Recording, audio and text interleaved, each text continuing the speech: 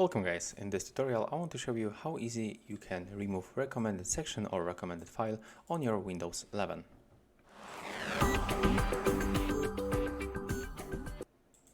Okay, so at first we have to open the settings. You will find them right here at the bottom, so tap once. And as you can see right here we have to simply go for the personalization. You will find it on the left side in this place. So click on it once, and right now you have to simply go for the start. And then we can find this option right here, show recently opened items in the start, jump list, and file explorer.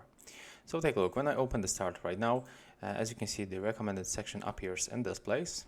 It's right here.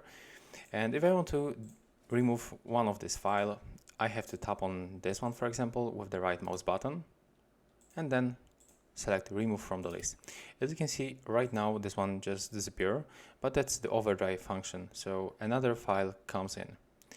So if you want to remove any file, that's how we can make it. But if you want to completely hide this recommended section, you have to use this option right here, show recently opened items, and then use this switcher. When you click on it once and open start menu for another time, as you can see, everything disappears. So that's a very simple method, and that's all for this video. If you find it helpful, just remember to leave a like, comment, and subscribe to our channel.